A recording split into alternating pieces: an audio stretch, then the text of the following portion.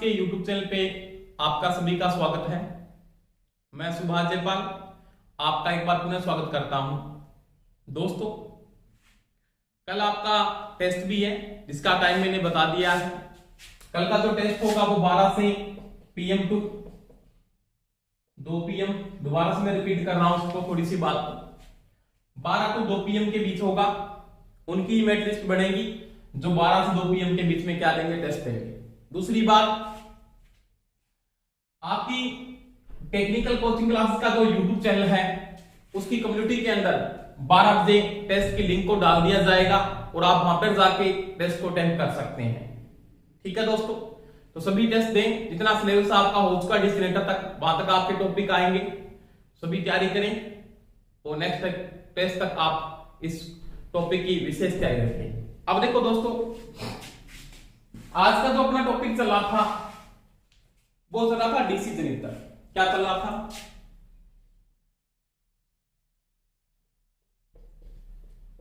DC जनित्र या बोलते हैं डीसी जनरेटर, एक ही बात है।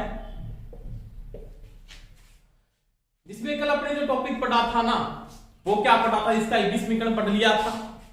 आज अपने पढ़ेंगे डीसी जनित्र के प्रकार, यानी टाइप ऑफ डीसी जनित्र के जो प्रकार है उसके बारे में मैं दोस्तों क्या करूंगा, बात करूंगा। ये डीसी जनित्र के प्रकार। अब डीसी जनरेटर का जो टाइप्स अपने यूज करते हैं, कौन कौन से प्रकार के डीसी जनरेटर आप यूज करते हो, किसके आधार पर करते हैं, तो पहली बात तो मैं यहां पे नोट करता हूं बाद में, चुंबकीय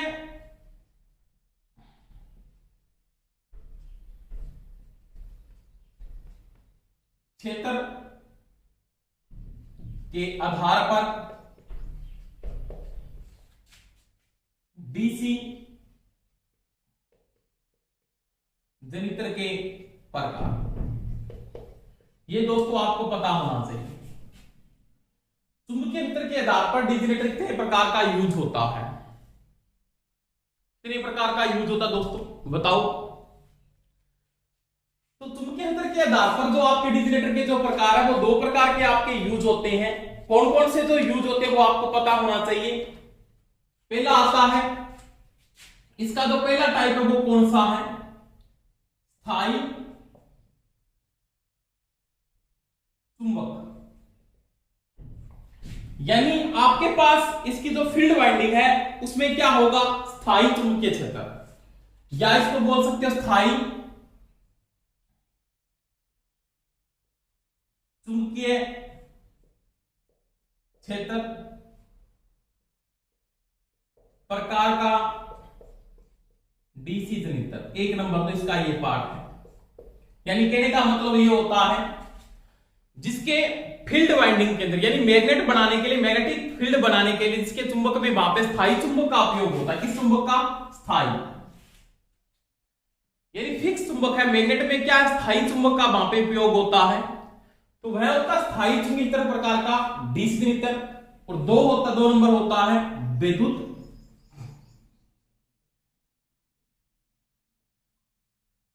चुंबकीय क्षेत्र प्रकार का डीसी जनित्र। इसके आगे जाके 2 टाइप हो जाते हैं, यानी चुंबकीय क्षेत्र के आधार पर डीसी जनरेटर 2 प्रकार का बनता है। एक तो उसके चुंबकीय क्षेत्र में क्या होता है, परमानेंट मैग्नेट यूज होता है, यानी इसके अंदर तो क्या होता है, यहां पे तो होता है स्थायी चुंबक। क्या आता है, स्थायी चुंबक काम आता है किसके लिए, मैग्नेटिक फील्ड बनाने के लिए। क्या बनाने के लिए? मैग्नेटिक फील्ड बनाने के लिए। समझ में आ गई दोस्तों मेरी बात। और इसके अंदर यहां पे क्या काम आता है, तो यहां पे आता है विद्युत चुंबक।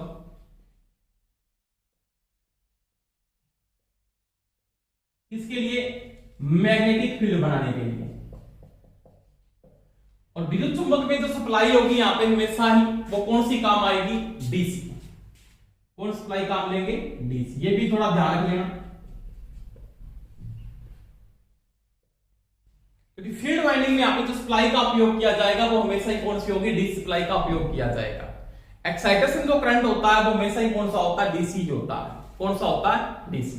यानी उत्तेजन धारा किस प्रकार की होती है, तो वो डीसी होती है, एसी नहीं होती, क्योंकि एसी खुद क्या होती है, वेरिएबल होती है। अब देखो इसके आगे जाके दो टाइप हो जाते हैं इसके, ये उत्तेजना प्रणाली के आधार पर दो प्रकार का बन जाता है आगे।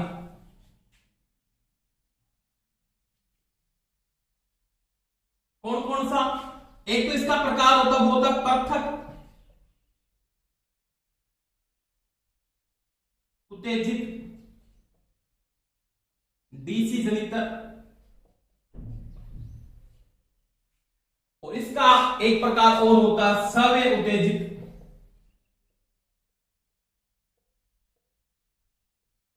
डीसी जनित। इसके ये दो टाइप हो जाते हैं। बाद में इस सवय उत्तेजित के आगे जाके फिर कितने टाइप हो जाते हैं, तीन टाइप बन जाते हैं ऐसे।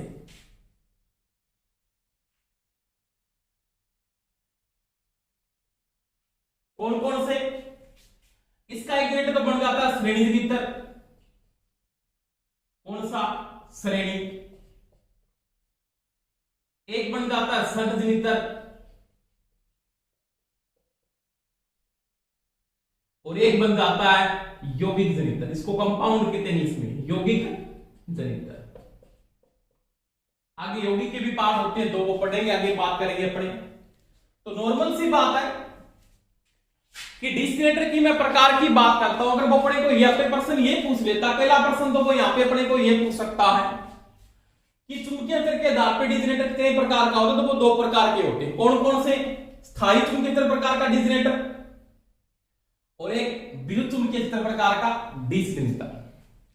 अब अपने को ये पूछ लेता प्रश्न के अंदर, क्या विद्युत चुंबकीय क्षेत्र के आधार पर डिस्क्रिमिनेटर कितने प्रकार के होते हैं, तो वो दो प्रकार के होते हैं। कौन कौन से, एक तो होता है कौन सा, पृथक सेपरेटली एक्साइटेड, एक होता है सेल्फ एक्साइटेड। दो प्रकार के होते हैं। अब अपने को यहां पे फिर क्वेश्चन पूछ लेता है ये, क्या सभी डिस्क्रिमिनेटर कितने प्रकार होते हैं, फिर तीन प्रकार होते हैं, श्रेणी जिसको सीरीज, सन और कंपाउंड, यानी क्या बोलते हैं, यौगिक जनितर कहा जाता है। अब यौगिक के भी दो प्रकार के बनते हैं, बाद में पढ़ेंगे बात इसके यौगिक के। कौन कौन से, कम्युनिटी कंपाउंड और डिफरेंशियल कंपाउंड, यानी संचयी यौगिक और विभेदिक यौगिक। अब संचयी के आगे जाके दो पार्ट बनेंगे, लघु संट, शॉर्ट संट। दो प्रकार इसके यूज होते हैं, तो लघु संट इसका यूज होता है और एक कौन सा यूज होता है, शॉर्ट संट इसका यूज होता है। दूसरी बात,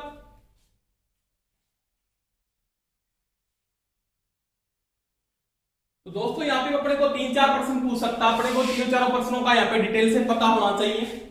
समझ में आई दोस्तों मेरी बात। ये क्वेश्चन पूछे जिसके दो आंसर है, ये पूछे इसके दो आंसर है, और ये पूछे इसके तीन आंसर है। समझ में आई मेरी बात। तो ये पूरा कॉन्सेप्ट आपके कवर होना चाहिए। आगे इसकी बात करेंगे। यौगिक के भी दो टाइप आते हैं, एक तो कौन सा आता है, संचयी यौगिक, एक विभेदिक यौगिक आता है। अब संचयी यौगिक के आगे जाके दो पार्ट बन जाते हैं, एक तो लघु संट का बनता है और एक कौन सा बन जाता है, दीर्घ संट का बन जाता है। वो डिफरेंशियल के दो टाइप, लघु संट और दीर्घ संट, वो आगे डिटेल से पढ़ेंगे। सबसे पहले मैं बात करता हूं इसकी स्थायी चुंबक में। ये क्या है, तो इसके अंदर क्या है दोस्तों, एक बात को नोट करना अपने को, जिस जनितर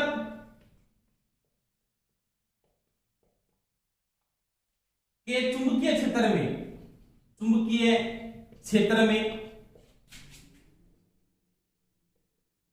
स्थायी चुंबक का उपयोग होता है। किसका उपयोग होता है, परमानेंट मैग्नेट, स्थायी चुंबक का उपयोग होता है।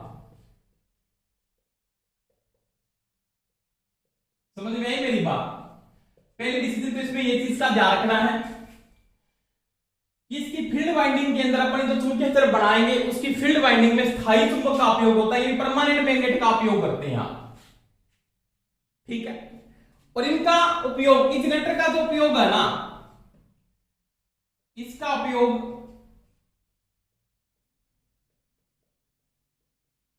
व्यापारिक क्षेत्र में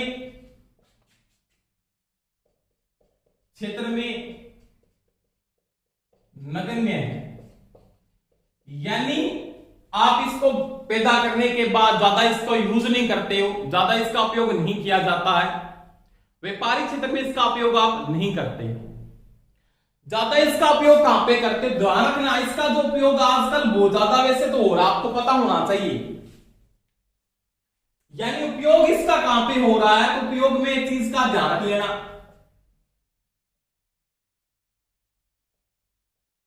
मोटरसाइकिल देखा सभी ने, सभी चलाते भी होंगे आप, और आपको पूछ सकता है मोटरसाइकिल में कौन जनरेटर का उपयोग होता है, तो वो स्थायी चुंबक होता है, चुंबकीय तरह वाला जनरेटर, क्योंकि उसके अंदर देख लेना कभी भी परमानेंट मैग्नेट लगा होता है। जो आप देखते हो उसमें जो मैग्नेट होता है वो वर्ताकार आकृति का मैग्नेट लगा होता है, देखोगे तो कभी भी। तो उसमें मोटरसाइकिल के अंदर जो नॉर्मल साइकिल आती है उनमें इसका उपयोग करते हैं, और खिलौनों में भी किया जाता है।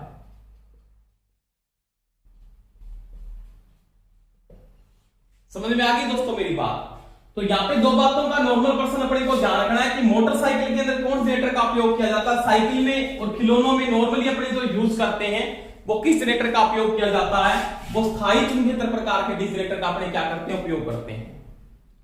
अब देखो दोस्तों, इसकी वोल्टेज का मान सभी को पता है क्या होता है, लो वोल्टेज होती है, वोल्टेज का मान हाई नहीं होता, निम्न वोल्टेज के बनाए जाते हैं नॉर्मली, और व्यापारिक क्षेत्र में इनका उपयोग नहीं किया जाता है। और इनकी फील्ड वाइंडिंग में जिस जनरेटर की चुंबकीय के लिए स्थायी चुंबक का उपयोग करते हैं, फील्ड वाइंडिंग में, इस वाइंडिंग में फील्ड वाइंडिंग क्षेत्र कुंडलन के अंदर आप वहां पे वाइंडिंग को नहीं डालकर वहां पे परमानेंट मैग्नेट को डाल देते हैं, वो जनरेटर अपने कौन से कहलाते हैं, स्थायी चुंबकीय प्रकार के डीसी जनरेटर कहलाते हैं। तो इसकी ये नॉर्मल बात है, ज्यादा इसकी डिटेल से नहीं पूछेगा, इतनी बातें आपको पूछ सकता है और इतनी बातों का आपको पता होना चाहिए। ये क्वेश्चन इंपॉर्टेंट बनता है कि मोटरसाइकिल में कौन जनरेटर का उपयोग किया जाता है, तो वो आपको पता होना चाहिए। मैंने पूरी डिटेल से आपको बात समझा दी। अब देखो इसके बाद में बात करता हूं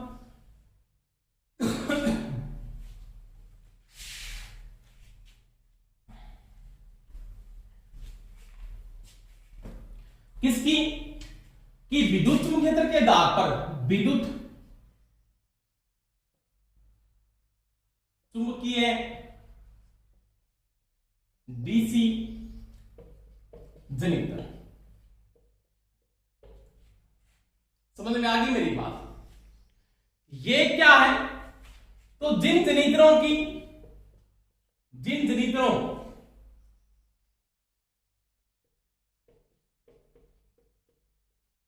में चुंबकीय क्षेत्र यानी मैग्नेटिक फील्ड स्थापित करने के लिए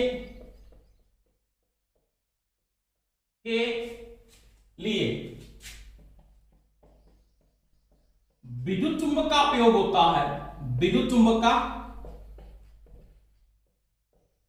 उपयोग होता है। विद्युत चुंबक का मतलब होता है जैसे मेरे पास कोई भी वाइंडिंग है, ये वाइंडिंग है, और विद्युत चुंबक में जो सप्लाई आती है वो कौन सी आती है, यहां पे सप्लाई कौन सी होगी, डीसी होगी, क्योंकि आपको परमानेंट मैग्नेट का मान जो पोल है वो स्थिर करने में सप्लाई कौन सी आएगी, डीसी आएगी। अगर आपके पोल बार बार चेंज होते हैं सप्लाई कौन सी होती है, एसी होती है। तो यहां पे जो सप्लाई होती है ना, सप्लाई प्रदाय का जो स्रोत होता है, प्रदाय का स्रोत जो होता है वो कौन सा होगा, हमेशा ही वो होगा डीसी का। कौन सा होगा, डीसी। ये चीज भी ध्यान रखिए। अब देखो, यानी मेरे पास कोई भी पोल बना, जैसे मैंने पोल बनाए,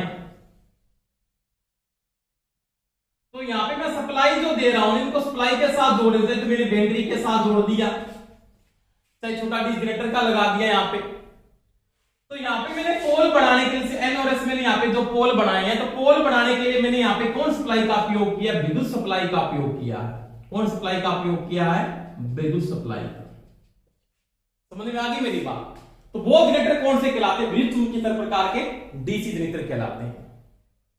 अब इसके टाइप होते हैं, वो दो प्रकार के यूज होते हैं। इसका पहला टाइप अपने पढ़ेंगे पहले, तो कौन सा, इसके दो टाइप मैंने बताए थे, एक तो पृथक उत्तेजित और एक होता है सविद्युत। अपने पढ़ेंगे सबसे पहले इसमें पृथक उत्तेजित जनरेटर। कौन सा पढ़ेंगे दोस्तों, पृथक यानी सेपरेटली पृथक उत्तेजित डीसी जनरेटर। उत्तेजित का मतलब एक्साइट करना, क्या करना, एक्साइट करना, यानी ये सेपरेटली एक्साइटेड है। क्या है, सेपरेटली एक्साइटेड है। नॉर्मल सी बात होती है, जिस डीसी जनरेटर की फील्ड वाइंडिंग को, जैसे मेरे पास एक फील्ड वाइंडिंग मैं बना रहा हूं, ये मेरे पास नॉर्मली डीसी जनरेटर मैं यहां पे यूज कर रहा हूं, मान लिया ये इसकी फील्ड वाइंडिंग, इसका नामांकन मैंने कर दिया F1 F2।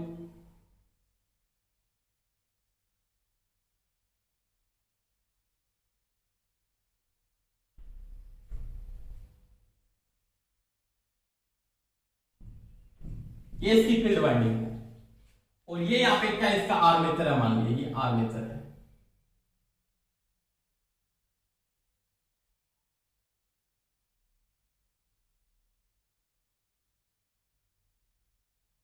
नामांकन A1 A2।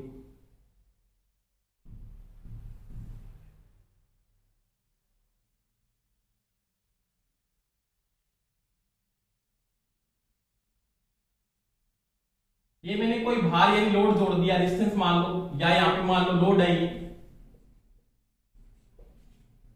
डीसी का जनरेटर, इसका हम लोड करंट यहां से क्या जाएगा, बाहर जाएगा, और ये करंट यहां से क्या ला रही है, अंदर ले रही है। ये जो करंट होगा इसका क्या होगा, IF होगा, क्या होगा, IF, फील्ड द्वारा। समझ में आई दोस्तों मेरी बात। अब देख क्या कहना चाहता है, जिस जनरेटर की फील्ड वाइंडिंग को उत्तेजित करने के लिए अलग से ऊर्जा के स्रोत की आवश्यकता होती है, अलग से, यानी इसको जो सप्लाई दी जाती है वो अलग से ही दी जाती है। क्या दी जाती है, अलग से ही। वह जनरेटर कौन सा कहलाता है, आपका पृथक उत्तेजित जनरेटर कहलाता है।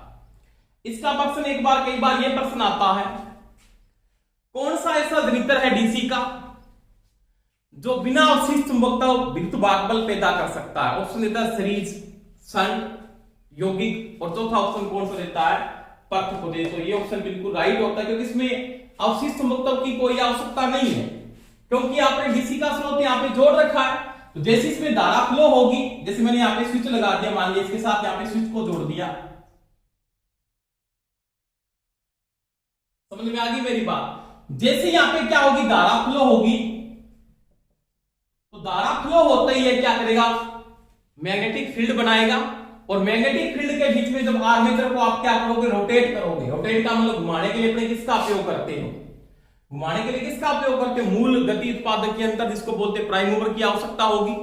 जैसे इसको रोटेट करोगे, फील्ड का फ्लक्स काटेगा, इलेक्ट्रोमोटिव फोर्स पैदा करेगा, जो कनेक्शन के द्वारा किसके पास जाएगा, लोड के द्वारा जाएगा। तो वही बात है दोस्तों, मैं यहां पे अगर बात करूं कि जिसकी फील्ड वाइंडिंग को, जिस जनरेटर की क्षेत्र कुंडलन यानी फील्ड वाइंडिंग को अलग से डीसी सप्लाई के साथ जोड़ा जाता है,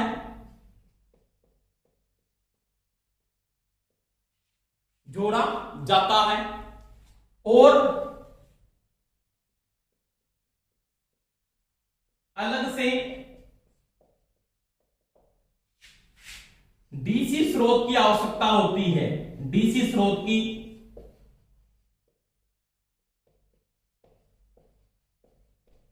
आवश्यकता होती है। समझ में आ गई मेरी बात। यानी डीसी का स्रोत के रूप में मैंने यहां पे क्या यूज कर सकता हूं, डीसी की बैटरी यूज कर सकता हूं, मान लिया छोटा डीसी का जनरेटर भी यूज कर सकता हूं, ठीक है। एसी को डीसी में कन्वर्ट करने के लिए किसका उपयोग कर सकता हूं, रेक्टिफायर, यानी किसका उपयोग कर सकता हूं, डायोड का भी उपयोग कर सकता हूं। तो वही बात है, इसकी फील्ड वाइंडिंग को एक्साइट करने के लिए डीसी के स्रोत की मेरे को यहां पे अलग से आवश्यकता होगी। यानी जो सोर्स होगा आपके पास वो कौन सी होगी, डीसी सप्लाई होगी, और डीसी सप्लाई में किसके द्वारा दूंगा, तो यहां पे मैं बैटरी लगा दूं, यानी यहां पे या तो मैं किसका उपयोग कर लूं, चाहे तो मैं यहां पे किसका उपयोग कर लूं, बैटरी का उपयोग कर लूं। या डीसी की बैटरी लगा दी, मान लिया यहाँ पे जो लगाई हुई है अभी, चाहे मैं यहाँ पे डीसी का जनरेटर लगा दूं और चाहे मैं क्या कर दूं, एसी को डीसी में कन्वर्ट करने, इसको डिस्प्लाई देने के लिए किसका उपयोग कर दूं, डायोड का उपयोग कर दूं। समझ में आ गई मेरी बात। यानी जिसकी फील्ड वाइंडिंग को अलग से डीसी स्रोत से उत्तेजित किया जाता है, एक्साइट किया जाता है, वह जनरेटर कौन सा कहलाता है आपका दोस्तों, पृथक उत्तेजित जनरेटर कहलाता है। अब देखो यह जनरेटर बिना अवशिष्ट चुंबकत्व, ये क्वेश्चन बहुत बार पूछ सकता है, ये बहुत बार पूछा भी है, क्योंकि यहां पे अवशिष्ट चुंबकत्व की आवश्यकता नहीं है, क्योंकि अलग से आपने डी सप्लाई दी है, जैसी धारा फ्लो होगी, आईएफ फ्लो होगी, तो इसमें क्या बढ़ेगा, फील्ड में फ्लक्स बढ़ेगा, क्योंकि आईएफ समानुपाती होता है फाइव की, धारा फ्लक्स के क्या होते हैं, समानुपाती होती है। तो जैसे फील्ड में धारा फ्लो होगी, फील्ड में क्या बढ़ेगा, फ्लक्स बढ़ेगा, तो यहां पे अवशिष्ट चुंबकत्व की आवश्यकता नहीं होती। अवशिष्ट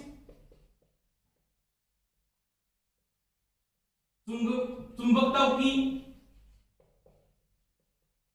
आवश्यकता नहीं है, ये चीज का ध्यान रख लेना। यानी ये बिना अवशिष्ट चुंबकत्व भी विद्युत बल पैदा कर सकता है। समझ में आई दोस्तों मेरी बात। तो ये मैंने बात की डीसी पृथक डीसी जनरेटर की बात की, इसमें अपने को पता है जिसकी फील्ड वाइंडिंग को अलग से डीसी स्रोत के द्वारा उत्तेजित किया जाता है, वह जनरेटर कौन सा कहलाता है दोस्तों, कौन सा कहलाता है, पृथक डीसी जनरेटर, या इसको बोलते हैं सेपरेटली एक्साइटेड डीसी जनरेटर। अब देखो अगर मैं इसके ईएमएफ समीकरण की बात करता हूं, इसकी बात करूं ईएमएफ समीकरण, वो समझेंगे आराम से, अपने कोई समस्या नहीं है।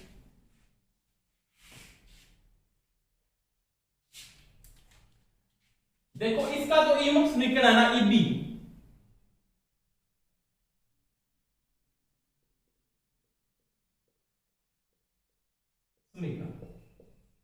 एक तो कल अपने पढ़ा था, वो तो सभी में लागू होता है। ईबी इक्वल टू क्या लिखा था आपने, फाई जेडएनपी बटा में 60, ये सभी में लागू होता है, ये पढ़ा था कल आपने। परंतु अगर मैं यहाँ पे ईबी की बात करता हूं तो ईबी पैदा कहां पे होगा, सबसे पहले बात को ये नोट करें, ईबी पैदा कहां पे होगा, आर्मेचर के अंदर ईबी पैदा होगा। क्या पैदा होगा, ईबी आर्मेचर में ईबी पैदा होगा। मेरे को यहाँ पे क्या मिलेगा, इस कंडीशन पे जो यहाँ पे मिलने वाली वोल्टेज का मान है उसको क्या बोलते हैं, विभवांतर, यानी क्या बोलते हैं, पोटेंशियल डिफरेंस विभवांतर। इसको अपने किससे लिखेंगे यहाँ पे, बीएल, यानी लोड वोल्टेज बोलेंगे। क्या बोलेंगे दोस्तों, लोड वोल्टेज। अब क्या ईबी बीएल के बराबर है, सोचो, ऐसा कभी नहीं होगा। डीसी का कोई भी जनरेटर हो आपके पास, आपको रूल ध्यान रखना है कि एक चीज का, ईबी ग्रेटर देन होगा किससे, बीएल से। ईबी ग्रेटर देन होगा किससे, बीएल से। ईबी बड़ा होगा हमेशा किससे, बीएल से। क्यों, ये जनरेटर में रूल है, कोई जनरेटर आ जाए, क्योंकि जो ईबी पैदा होता है वो बार लोड के पास नहीं जा सकता, क्योंकि बीच में वोल्टेज क्या होती है दोस्तों, ड्रॉप होती है। अब देखो यहाँ पे वोल्टेज ड्रॉप करने वाला कौन है, क्या फील्ड वोल्टेज ड्रॉप करेगा, नहीं, फील्ड ओनली ड्रॉप किसकी करेगा, ऊर्जा के स्रोत की करेगा। किसकी करेगा, ऊर्जा के सोर्स को मैंने जो अलग से जोड़ रखा है उसकी वोल्टेज को ये क्या करेगा, ड्रॉप करेगा। यहां पे जो वोल्टेज ड्रॉप करने वाला कौन है, आर्मेचर है, यानी यहां पे जो वोल्टेज ड्रॉप करेगा वो कौन करेगा, आर्मेचर ड्रॉप करेगा। ये आर्मेचर की वी ड्रॉप,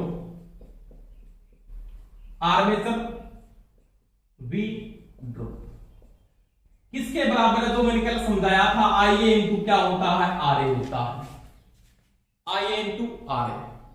समझ में आ गई मेरी बात। पहली बात तो यहां पे आर्मेचर वोल्टेज ड्रॉप करेगा, दूसरी बात यहां पे जो वोल्टेज को ड्रॉप करेगा वो कौन करेगा, कार्बन बुर्स है, वो भी वोल्टेज को क्या करेंगे, ड्रॉप करेंगे। यानी जो कार्बन बुर्स है वो भी वोल्टेज को क्या करेंगे, ड्रॉप करेंगे। तो कार्बन बुर्स की जो बुर्स की वोल्टेज ड्रॉप है, बुर्स वी ड्रॉप, उसको मैं किससे लिख सकता हूं, तो उसको मैं लिख सकता हूं B BD, brush drop. Brush voltage drop किसकी है, बुर्स की वोल्टेज ड्रॉप आपकी बात कर रहे हो, यानी बुर्स ड्रॉप का ये वोल्टेज का मान, इसमें मैंने आपको बताया था कार्बन की प्रति बुर्स वोल्टेज ड्रॉप होते हैं वो 1 वोल्टेज होती है। अगर नहीं दी है तो आप 1 वोल्टेज मान के चल सकते हो उसको। अगर आपको बोलता है कि आप निकालो तो आप निकाल भी सकते हैं। तो अब देखो इसमें क्या होगा, ईबी बड़ा है, ईबी बड़ा ही होगा हमेशा ही, क्योंकि इससे पहले मैंने यहाँ पे पैदा की वोल्टेज को, मैंने भी यहाँ इसके अंदर पैदा हुआ, आर्मेचर चालकों में पैदा हुआ, क्या वो बाहर आ सकता नहीं? आर्मेचर वाइंडिंग का रेजिस्टेंस है वो वोल्टेज को ड्रॉप करेगा, कार्बन बुश का भी रेजिस्टेंस है वो भी वोल्टेज को ड्रॉप करेगा। इन दोनों की ड्रॉप होने के बाद मेरे को क्या मिलेगा? बीएल मिलेगा। इसका मतलब बीएल का मान ईबी से हमेशा क्या होता है दोस्तों? कम होता है। बीएल का मान ईबी से हमेशा क्या होता है? कम होता है। ईबी बड़ा होता है और बीएल क्या होता है? छोटा होता है। देखो इसमें बात करूं मैं अभी ईबी समीकरण की, इसके अंदर तो मैं ईबी इक्वल टू क्या लिख सकता हूं? तो मेरे को बाहर मिला बीएल, क्या बीएल ईबी के बराबर है? नहीं। बीच में ड्रॉप कौन कर गया? तो ड्रॉप कौन कर गया? आईए इंटू आर कर गया, और एक कौन कर गया? बुश ड्रॉप होगी, इसको बोलेंगे बुश वोल्टेज ड्रॉप। तो इसका जो ईबी समीकरण है वो इसके क्या होता है दोस्तों? बराबर होता है। समझ में आई दोस्तों मेरी बात? अगर अपने को यहाँ पे कोई बीएल पूछ लेता है कि बीएल का मान किसके बराबर है, तो बीएल बराबर आप यहाँ पे ये लिख सकते हो, ईबी माइनस, ये इधर आके दोनों के दोनों माइनस के हो जाएंगे, आप ये लिख सकते हो IA into R A plus B D. यानी किसकी ड्रॉप की बात करूंगा मैं? कार्बन बुश की ड्रॉप और आर्मेचर की वोल्टेज ड्रॉप को मैं क्या कर दूं? घटा दूं। किसमें से घटा दूं? अगर ईबी में से घटा देता हूं तो किसकी वोल्टेज मेरे को प्राप्त होती है? बीएल की, यानी लोड वोल्टेज मेरे को प्राप्त हो जाती है। देखो दोस्तों, अगर मैं क्या करता हूं, ईबी में से इन दोनों की वोल्टेज ड्रॉप को घटाता हूं, इन दोनों की ड्रॉप को घटा देता हूं, तो मेरे पास किसका मान आ जाएगा? बीएल का मान आ जाएगा। अब अपने को यहाँ पे वो ये भी पूछ सकता है आर्मेचर धारा किसके बराबर है, तो मैं आईए का मान भी यहां से निकाल सकता हूं। देखो अगर आप लिखोगे आईए इंटू आर ए, इधर वाले किधर लिखता हूं, तो ये दोनों इधर आके किसके हो जाएंगे? माइनस के, यानी मैं लिख सकता हूं ईबी माइनस बीएल।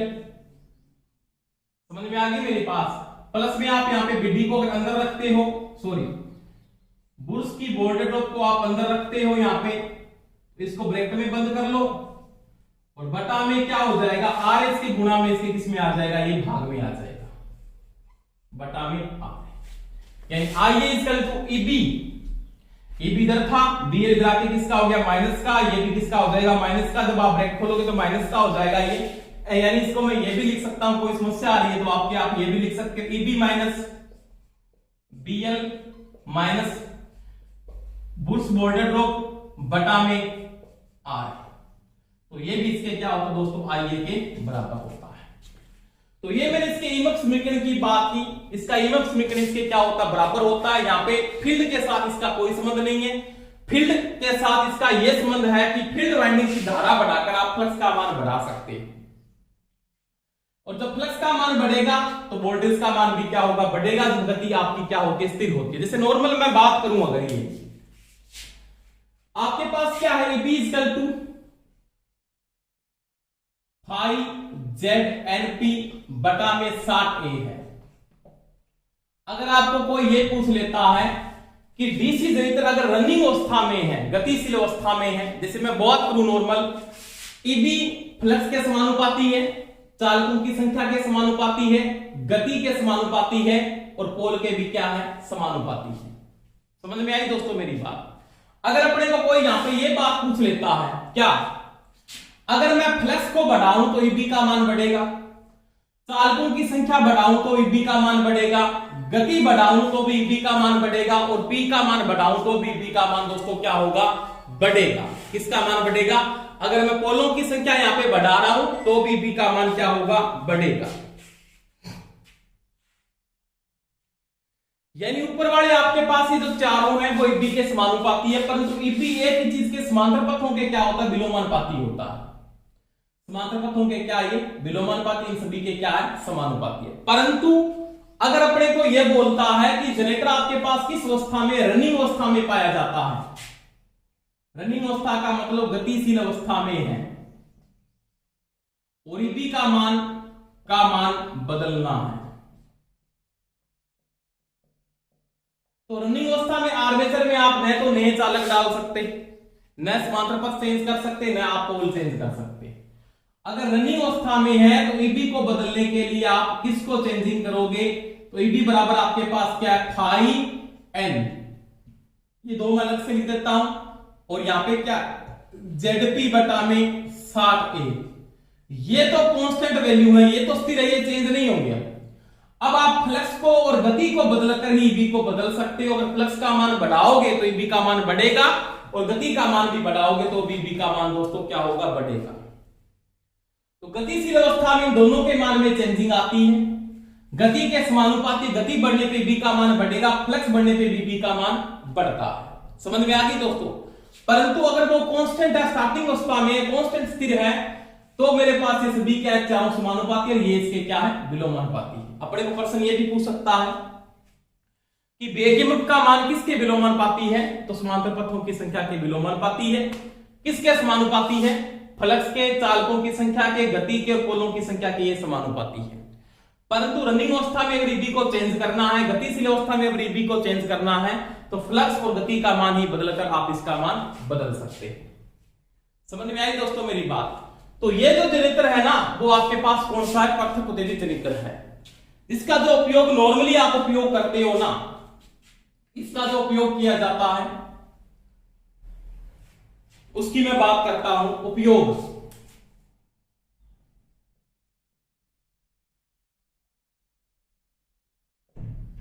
जो रासायनिक क्रियाएं हैं आपके पास, रासायनिक क्रिया में सप्लाई देने के काम आता है ये रासायनिक क्रिया में।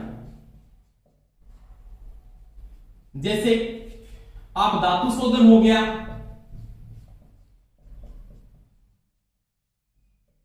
इलेक्ट्रोप्लेटिंग हो गया, आगे पढ़ेंगे जब टॉपिक पढ़ाऊंगा तो मैं, इलेक्ट्रोप्लेटिंग, धातु निष्कर्षण हो गया, धातु शोधन, धातु लेपन हो गया। उन कार्यों में इस जनरेटर का अपने क्या करते हैं, उपयोग करते हैं। ज्यादा वोल्टेज का नहीं बनाया जाता, ये नॉर्मल कम वोल्टेज का ही होता है। इसकी वोल्टेज का मान लगभग स्थिर होता है, जो अपने पढ़ेंगे आगे इसकी कैरेक्टरिस्टिक मैं जब पढ़ाऊंगा आपको, इसकी जो कैरेक्टरिस्टिक जब पढ़ेंगे ना, इसकी वोल्टेज का मान स्थिर क्यों होता है, क्योंकि फील्ड का फ्लक्स अगर आपके पास स्थिर है ना, आपका जब लोड बढ़ेगा तो लोड के कारण थोड़ी सी वोल्टेज गिर सकती है, उसका रीजन मैं बता दूंगा आपको। तो यहाँ पे इसका जो उपयोग है वो रासायनिक क्रियाओं में होता है। रासायनिक क्रिया में धातु शोधन हो गया, इलेक्ट्रोप्लेटिंग हो गया, धातु लेपन में इसका नॉर्मली उपयोग किया जाता है। नॉर्मली ये 12 वोल्टेज में 12, 24, 48 वोल्टेज के लगभग इनको क्या करते हैं, बनाए जाते हैं। नॉर्मली इनके लिए इसको यूज किया जाता है। ज्यादा वोल्टेज के लिए जनरेटर का उपयोग नहीं करते। ज्यादा वोल्टेज के लिए कौन जनरेटर का उपयोग करते हैं, अपने सल्फ एक्साइटेड, इसको बोलते हैं सवेरे जनरेटर का उपयोग करते हैं। तो ये दोस्तों इसका ईबी समीकरण था। क्या था इसका ईबी समीकरण। इसके बाद देखो थोड़ी बात और करते हैं, वो देखो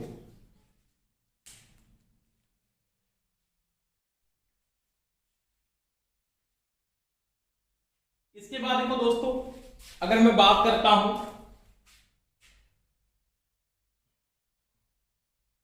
इसकी कैरेक्टरिस्टिक पढ़ेंगे, दो कैरेक्टरिस्टिक का वो नॉर्मल बात करते हैं, उसके बारे में बात करते हैं, वो देखो आराम से।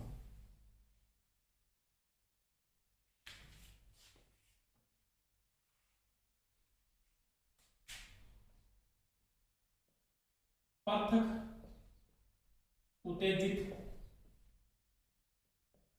जनरेटर के अभिलक्षण। सबसे पहले इसकी कौन सी कैरेक्टरिस्टिक पढ़ेंगे, उसके बारे में दोस्तों बात करता हूं कि इसकी कैरेक्टरिस्टिक के में मतलब संबंध बता रहा है, किस किस के बीच में एक संबंध है। तो इसकी सबसे पहले मैं पढ़ रहा हूं 1 नंबर कंडीशन में,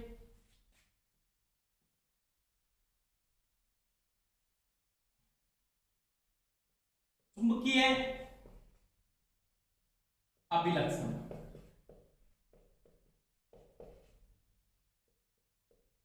चुंबकीय अभिलक्षण, चुंबकीय अभिलक्षण का मतलब होता है मैग्नेटिक फील्ड जो बन रहा है। अब चुंबकीय अभिलक्षण का बीच में किसका संबंध पूछ रहा हूं, तो आपके पास क्या है कि चुंबकीय अभिलक्षण क्या है, मैग्नेटिक फील्ड यानी मैग्नेटिक फील्ड व जनरेटर जो इलेक्ट्रोमोटिव फोर्स जनरेट कर रहा है ई, ई का मतलब इलेक्ट्रोमोटिव फोर्स, यानी चुंबकीय अभिलक्षण होगा वो किस किस के बीच में होगा। जैसे सिंपल मैं बात करता हूं, मेरे पास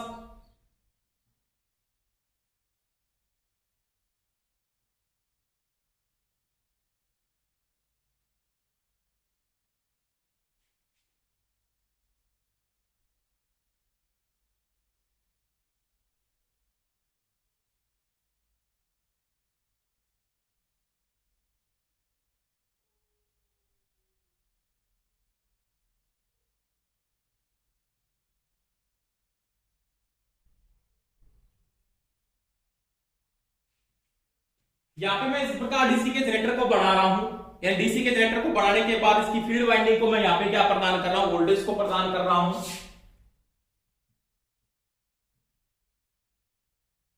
ये मैंने यहाँ पे रेजिस्टेंस को जोड़ दिया। ये आपका स्विच आईसीडीपी, और यहाँ पे मैंने कोई भी वोल्टेज का सोर्स जोड़ दिया। ये रियोस्टेट है, यानी ये क्या फ्यूज आपके पास ऐसे, ये आपके पास आईसीडीपी स्विच है, मान लिया कौन सा आईसीडीपी स्विच। अब देखो ये इसकी फील्ड वाइंडिंग है,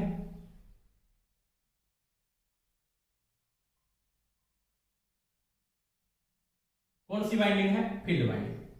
अब फील्ड वाइंडिंग को किसके द्वारा कंट्रोल किया जा रहा है, रियोस्टेट के द्वारा, ऐसे। इसका नामांकन F1 और F2। यहां पे जो धारा जा रही है ना उसका मान क्या IF है, समझ में आ गई मेरी बात। अब देखो ये स्विच जब मैं ऑन करूंगा इसमें IF धारा फ्लो होगी, तो IF है ना, IF समानुपाती है किसके, फाइफ के, यानी धारा फ्लक्स के समानुपाती है, धारा फ्लक्स के समानुपाती है। अब देखो ये बना दिया आपने आर्मेचर, मान लिया यहां पे आर्मेचर बना हुआ है ऐसे।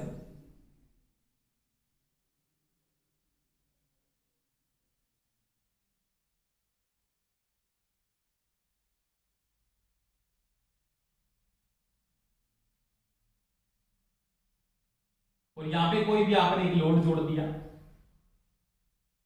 ये आपकी लोड धारा फ्लो हो रही है बाहर, ये A1 है और ये A2 है, और ये इसके अंदर इलेक्ट्रोमोटिव फोर्स यानी क्या पैदा हो रहा है, E पैदा हो रहा है, इसको बोलेंगे B। समझ में आ गई मेरी बात।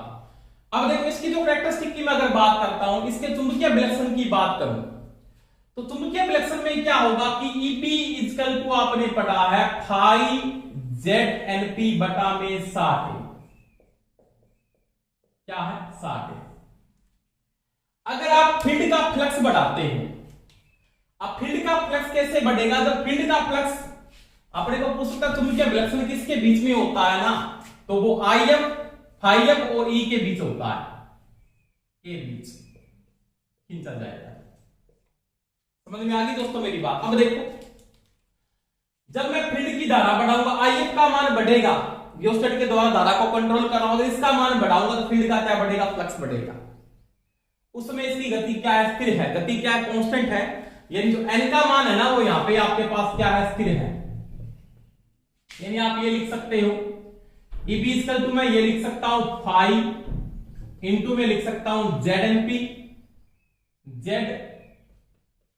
बटा 60A। ये चीज है वो, ये क्या है, स्थिर है, यानी क्या है, कांस्टेंट, इनका मान चेंज नहीं हो रहा, इनका मान चेंज नहीं हो रहा। चुंबकीय क्षेत्र, चुंबकीय विलक्षण में आपका चुंबकीय क्षेत्र चेंज हो रहा है, यानी फ्लक्स बदल रहा है, और ये फ्लक्स बदल रहा है, ये बदलाव कर रहा है, ये बिंदु इसका मान क्या हो रहा है, बदलता है। यानी चुंबकीय फ्लक्स का मान क्या हो रहा है दोस्तों, चेंज हो रहा है। चुंबकीय फ्लक्स का मान क्या होता है, यहाँ पे बदल रहा है। देखो दोस्तों फाई F और E के बीच में अपने चुंबकीय विलक्षण की, चुंबकीय विलक्षण का मान जब आप बढ़ाओगे तो E का मान भी क्या होगा, बढ़ेगा, क्योंकि IF समानुपाती क्या है, फाई F है। यदि फ्लक्स जब बढ़ता है तो B का मान भी क्या होता है दोस्तों, बढ़ता है। अब देखो अगर आप यहाँ पे IF का मान बढ़ा रहे, IF का मान, रियोस्टेट का मान कम करोगे तो IF का मान बढ़ेगा, फील्ड की धारा बढ़ेगी तो फील्ड का क्या बढ़ेगा, फ्लक्स बढ़ेगा, और फ्लक्स बढ़ेगा तो E का मान भी बढ़ता है। अब देखो अगर मैं इसके विलक्षण की बात करता हूं तो ये देखो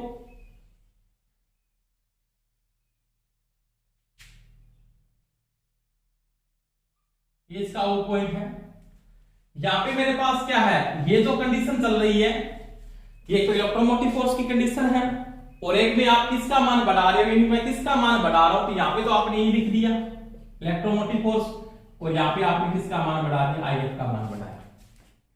स्टार्टिंग में आपका ग्राफ मान लीजिए इस बिंदु से स्टार्ट होता है, इस बिंदु से P बिंदु से, ये बिंदु, ये कंडीशन आती है मान लीजिए ऐसे।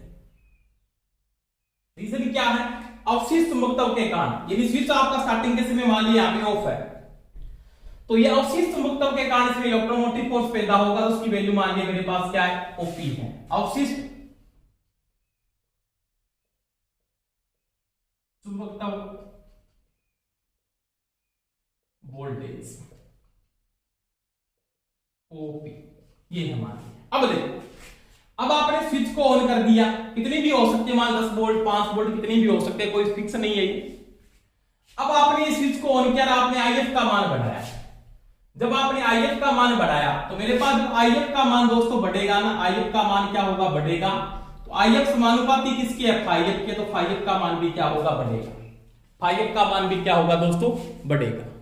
तो वो देखो IF का मान बढ़ रहा है तो FIF का मान बढ़ रहा है, तो ये चीजें तो कांस्टेंट है, चेंजिंग में नहीं आ रही, ये तो क्या स्थिर है, ये पहले से मैंने क्या स्थिर है।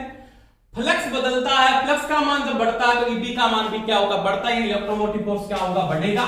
और ये इस कंडीशन तक ऐसे क्या बढ़ता है, रेखिक बढ़ता है ऐसे, यहां तक PQ तक, Q तक ये वोल्टेज जो बढ़ रही है ना, PQ तक क्या बढ़ रही है, रेखिक, ये लीनियर वोल्टेज है, लीनियर वोल्टेज। तो यहां तक ये जो ग्राफ है ना, ये ग्राफ आपके पास क्या है, इसका लीनियर है, क्या है, लीनियर। फिर आपने IF का मान बढ़ाया, इसका ग्राफ थोड़ा सा ऐसे झुक जाता है, ऐसे झुकता है ऐसे, इस प्रकार से R बिंदु तक। तो ये इसका कौन सा बिंदु कहलाएगा, तो ये इसका जो पॉइंट है इसको बोलेंगे नी पॉइंट, इसका नी।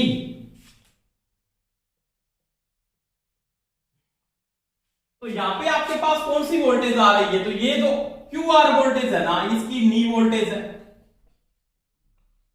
कौन सी है, नी वोल्टेज। इसके बाद आप वोल्टेज, आप क्या करते हो, अगर IF का मान और ज्यादा बढ़ाते हो, क्या बढ़ाते हो, IF का मान और ज्यादा बढ़ाते हो, तो ये ग्राफ बिल्कुल सीधा ये क्या हो जाता है, फ्लैट हो जाता है ऐसे, इस प्रकार से ऐसा क्या हो जाता है, बिल्कुल फ्लैट। फ्लैट का मतलब बिल्कुल क्या हो जाता है, ग्राफ आपका सीधा हो जाता है, यानी क्या हो जाता है, बिल्कुल फ्लैट हो जाता है। RS तक इसका ग्राफ बिल्कुल क्या हो जाएगा, फ्लैट, यानी ये ग्राफ यहां पे क्या है, फ्लैट। तो इसको क्या बोलते हैं, सेचुरेशन, क्या बोलते हैं, सेचुरेशन, संतृप्त। सेचुरेशन का मतलब हिंदी में क्या बोलते हैं, संतृप्त हो जाना। संतृप्त का मतलब चाहे आप IF का मान अब कितना ही बढ़ाओ, फील्ड का फ्लक्स नहीं बढ़ेगा। तो ये जो RS वोल्टेज है ना, RS वोल्टेज, ये इसकी संतृप्त वोल्टेज है, या इसको बोलेंगे सेचुरेशन वोल्टेज है। इसके बाद इसकी वोल्टेज का मान नहीं बढ़ेगा। यानी स्टार्टिंग के समय मैं यहां तक बात करूं तो ये अपसी चुंबकत्व के कारण वोल्टेज बढ़ रही है, IF का मान आप बाद में बढ़ा रहे हो, लीनियरली वोल्टेज बढ़ रही है यहां से लेके यहां तक। उसके बाद आपने IF का मान और ज्यादा बढ़ाया, फील्ड का फ्लक्स आपने और बढ़ाया, किसके द्वारा, IF के द्वारा। तो ये नी बिंदु तक चला गया, QR इसका नी पॉइंट है, यहां तक वोल्टेज इतनी बढ़ी। उसके बाद इसका अगर आप वापिस IF का मान और ज्यादा आप बढ़ाते हो तो ये फिक्स हो जाता है, इसके बाद ये फ्लक्स नहीं बढ़ा जाता। और ये फील्ड की कौन सी कंडीशन कहलाती है, सेचुरेशन, या कौन सी कहलाती है, संतृप्तता कहलाती है। उसके बाद ये फ्लक्स को नहीं बढ़ाएगी, इसका ग्राफ बिल्कुल क्या हो जाता है दोस्तों, फ्लैट हो जाता है। फ्लैट का मतलब बिल्कुल सीधा हो जाता है। तो ये इसका कौन सा था, इसका ये चुंबकीय अभिलक्षण था। समझ में आ गई दोस्तों मेरी बात। यानी स्टार्टिंग इसमें अपसी चुंबकत्व वोल्टेज, उसके बाद रैखिक, उसके बाद नी, उसके बाद सेचुरेशन। समझ में आई। इसके बाद इसका एक अभिलक्षण की और बात करते हैं, नोट कर लेना, स्क्रीनशॉट लेना, स्क्रीनशॉट ले सकते हैं। अब देखो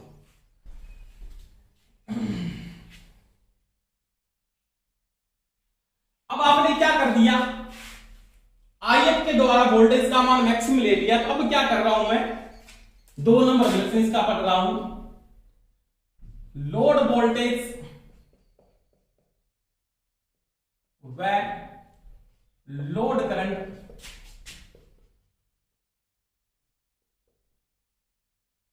अभिलक्षण या कैरेक्टरिस्टिक, यानी BL व IL के बीच। ये देखो इसकी बात करेंगे। अब देखो आपने IF का मान मैक्सिमम कर रखा था, IF का मान अधिकतम था, यानी IF किस कंडीशन पे था, संतृप्तता पे था, संतृप्त था। तो FIF भी क्या था, FIF आपका संतृप्त हो गया उस समय IF का मान अधिकतम के साथ। तो इसका जो ग्राफ था वो ऐसे था,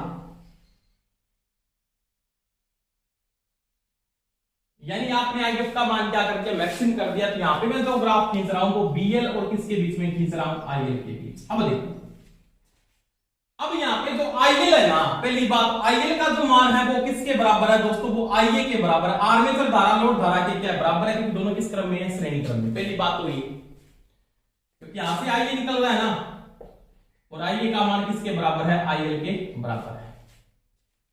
अब देखो यहां पे मेरे को BL मिल रहा है, ये जो वोल्टेज है ये कौन सी वोल्टेज है, ये BL।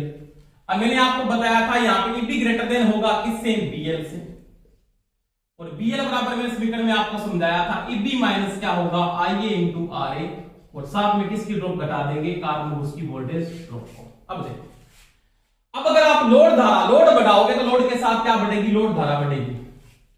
आपने भार बढ़ाया, भार बढ़ता है, इंक्रीज होता है, तो उसके साथ क्या बढ़ता है, IL बढ़ता है। क्या बढ़ता है, IL। आपकी IF के कारण अधिकतम वोल्टेज थी, आपका वोल्टेज का मान स्टार्टिंग के समय B था, वो इस कंडीशन पे था, मान लीजिए यहां पे था ऐसे ही। इसका ग्राफ प्लेट हो गया था, मैंने बताया था पिछली कैरेक्टरिस्टिक में बताया, इसका ग्राफ इसके बाद प्लेट हो गया, बढ़ेगी नहीं वोल्टेज। अब देखो, अब IL बाहर बढ़ता है तो IL का मान बढ़ता है, IL बढ़ता है ना तो उसके साथ क्या बढ़ता है, IA का मान भी बढ़ता है, क्योंकि ये दोनों किस क्रम में, श्रेणी क्रम में धारा बढ़ेगी। और जब मेरे को पता है दोस्तों IA का मान बढ़ेगा तो IA इंटू RA ड्रॉप भी बढ़ेगी, उसके कारण इसका ग्राफ थोड़ा सा ऐसे झुक जाता है, इससे इस प्रकार से, किसके कारण, IA इंटू RA ड्रॉप के कारण। लगभग ये स्थिर वोल्टेज प्रदान करता है, परंतु ये ग्राफ थोड़े से झुकने हैं, इसका ग्राफ थोड़ा सा गिरने का रीजन क्या है, तो IA इंटू RA ड्रॉप, जो किसकी ड्रॉप है, आर्मेचर की ड्रॉप के कारण। तो इसका दोस्तों ये BL और IL की कैरेक्टरिस्टिक है। समझ में आ गई होगी दोस्तों बात। दोबारा से रिपीट कर रहा हूं, मैंने IF को संदर्भित कर दिया, सैचुरेशन पे कर दिया, उसके बाद आपके वोल्टेज का मान मैक्सिमम यानी क्या होगा, तो फ्लैट हुआ, तो पिछले कैरेक्टरिस्टिक में ग्राफ फ्लैट हो गया। उसके बाद आप IF में चेंज है कि लोड बढ़ाते, लोड के साथ लोड बढ़ेगा तो लोड धारा बढ़ेगी, लोड धारा बढ़ेगी तो आर्मेचर धारा भी बढ़ेगी। जब आपकी आर्मेचर धारा बढ़ती है तो उसके कारण IA इंटू RA ड्रॉप बढ़ता है, उसके कारण V के मान में क्या आती है, कमी आती है। कितनी कमी आती है, थोड़ा सा गिरता है, और ये ग्राफ गिरने का रीजन क्या, IA इंटू RA ड्रॉप होती है। तो BL का मान गिरेगा, थोड़ा गिरेगा, कम झुकाव के साथ गिरता है, कम झुकाव के साथ, कम झुकाव के साथ गिरता है। उसका रीजन क्या है, आर्मेचर की वोल्टेज ड्रॉप है। तो ये आज के लिए इतना ही। धन्यवाद दोस्तों, बेस्ट ऑफ लक। और कल सभी का टेस्ट है, तैयार हो जाना 12 से 2 PM के बीच। धन्यवाद, जय हिंद।